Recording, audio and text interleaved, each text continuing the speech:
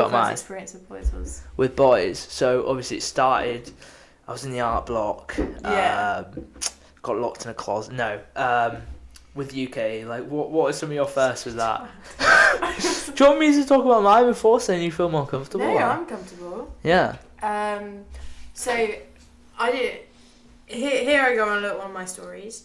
My mum, when she gave birth to me, and before she gave birth to me, joined this birthing group of women called an NCT group. Right. And it's like supporting women. They're all pregnant at the same time, all going to give birth around the same time. Let's be friends, so our kids will have friends. You know what I mean? It's like supporting women on women, supporting women. It's very much like you're not there for them. Like you're very much just there though. They're all just using each other, really. Yeah, originally, of course you were. It's like a support group. Yeah. But then you're not all going to be friends after the child reaches 10, man. My mum and them were still friends, and they still. Okay, sorry, but I'm just sorry. Okay. But they all thought that they were going to have girls, and my mum was sure that I was going to be a boy, but they all kept it a surprise, right? I was the last person in that group to be born. Everyone else was boys and I was a girl. So every party, it's just me and all these boys. I never knew this. Yeah. Carrot, yeah, that's interesting, you know. No, generally. So I hung up and grew up with Yeah. a lot of boys. I've got a brother. So all my life, my main big group of friends has always been this big group of lads, I guess. You know, like they were jumping in the fields, I was jumping in the fields. Yeah. You know. What the That's not a well-known thing boys do. Yo, boys, you want to jump out in the fields? What? I meant Jumping in the fields? You always go jump in the fields. Jump up. One of the guys had this big house that backed up onto his farmer's field, so he had a tree house there and a zip line. Yeah. I lived just all your mates just own shit. Like, my mate just had this 12-acre land. See, this is the thing. They didn't. We live in the countryside, so all we had was for fun was you go on big walks, you go to a field, you go to National Trust, or you go to the local park and you jump in the river. Yeah. There wasn't much else to do. So you're all just nature people. You just live out there, huh? Yeah. Basically. So my first experience of guys, I guess, was just guys are friends, guys are my best friends, and I found girls to be friends really intimidating. I did not want to. Because if you grew up with them, dresses. you associated more with boys. Yeah. Yeah. I guess so. I didn't want to wear dresses. I didn't want to wear makeup. All disgusting. Ew, cuddlings. Ew. Yeah. Support, wearing a support bra or having bra, anything feminine. I was like, yucky. But then obviously, as you grow up through school, and I didn't go to school with all the guys, just a couple of them. I don't know, I got more friends that are girls. Yeah. And I don't know. It's kind of like when a boy gets raised by, it's not the same thing, but when a boy gets raised by wolves, he turns feral. You weren't turned feral, but no. you were for that more, and I can definitely see how it's influenced you now. You definitely prefer hanging out with guys, right? Yeah. Most of the time you can kind of chill and them. Maybe that's where we get along. Maybe. Very I just want the lads, Yeah, you just want lads. But I've learned how to be girly and I've learned how to hang out with girls. It's not like that, but I think I've always seen it. And maybe it's another meaning as well. I used to be really good friends with my dad. My dad was my best friend. Yeah. My mum and my dad separated, so I got to hang out more with my mum. I'm not saying I used to hang out more with my dad. That sounds really bad. But me and my dad would do a lot more. Me and my brother and my mum would do a lot. You do different things with your mum and dad. That's just literally it. Yeah. Your dad will take you to a football game. Your dad will do sports with golf, you. Absolutely hate it. And then what things I used to do with mum?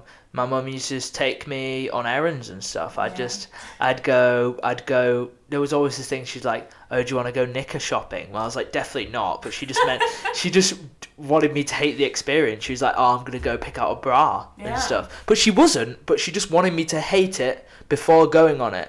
That's so weird. So I'd be in my room and she's like, "Eddie, we're going knicker shopping," which in England knickers mean pants, lingerie. No, lingerie is different. Yeah, but underwear. Anyway, so it was just this kind of weird thing where they weirded me out before going on it. My auntie would say it to me as well. This is weird. This isn't normal, Yeah, no, my family is quite weird, and there's a lot of weird things you've been learning about when we went back to Beverly like a week ago. You gotta watch out for the Dodds family, they'll get you. Very weird, and that's probably why I'm quite weird now as well. This is for Will. What? This is for Will. Okay. Lily Badham Cheatham. Yeah. Just What does family's it mean? very weird. What does it mean? I still know what it means. Yeah, there's a lot of no words. one explains to me what they mean. I find them funny. Yeah, so I went back to Beverly with Katie, and my family, in terms of language and stuff, we like have our own language for things. So we'll call each other very weird names, and they'll just it's a family which relies on a lot of inside jokes. So while I'm here, I'm very much a normal person. I can talk to you, but when I'm back at home, it's almost like 30% of my vocabulary with my family isn't words that apply in the English dictionary. Yeah, true. Okay. Yeah, is that a good way of describing it to everyone at home? Yeah. Yeah, so in a way, when I have like a new friend or like you, I'm very much like, you do realise my family's quite odd. Yeah, but I love them. I love them so much. They're so funny. I mean, I'm glad that, because I was scared you were going to run away, to be fair, after seeing them the first time. Yeah. Same. I'm kidding. I'm kidding. So with boys then, oh yeah, sorry. You'd say that you were around them when you were younger. I always saw like boys as friends, girls as friends. Yeah. The idea of a crush, and then sorry, school was more important. Yeah. Education. I was such a nerd, but the thing is, I was a nerd, but I wasn't clever. How does that work? I really enjoyed studying. I really enjoyed revising, making notes. But what's the benefit of it then? What's the benefit of being a nerd if you're not? I have dyslexia, and I didn't know that until. I didn't know many like dyslexic nerds. To be fair, I always thought like dyslexic. I got on with them. Yeah. They were cool, but they played an instrument or something. You know what I mean? They played an instrument. They probably the dyslexic band. Yeah. They probably did something like that. But for you grew up with guys. Yeah. Surely that means you just associate guys as being friends. When did you first go like, oh, that guy's bum's pretty nice? Do you know what I mean? Like when did it first turn in your head? So you were frolicking in the fields with the guys. We were jumping in the fields. Yeah, Theresa May style. Yeah. When did like probably a guy called Oscar, or like, let me think of another Tory name, like Richard. When did Richard like become appealing to you? I don't know. I don't know. It just happened. You know, like girls get crushes, and then I think it was in like year 9 or 10. Yeah. This is like I hang out. I'm quite a nervous person. I'm quite like introverted, and I was at school. I didn't really enjoy school until like year 11, where I found my people, and I have this like belief of like popularity. It's like this ladder, right? How it works. Do you still believe this now, or like back then? Oh yeah, 100%. It works. I mean, I'm not at school now, so I don't know, but it would be you've got your popular kids.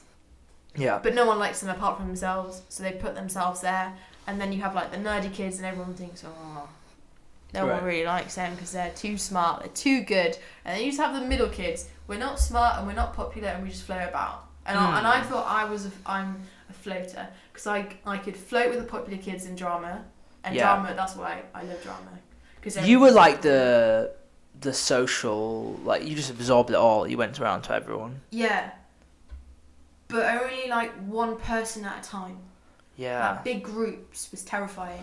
I used to be like good friends with one popular person in my. By the way, there's probably a reason why, like, it's not a bad thing. Like, and I definitely wasn't the most popular person at school.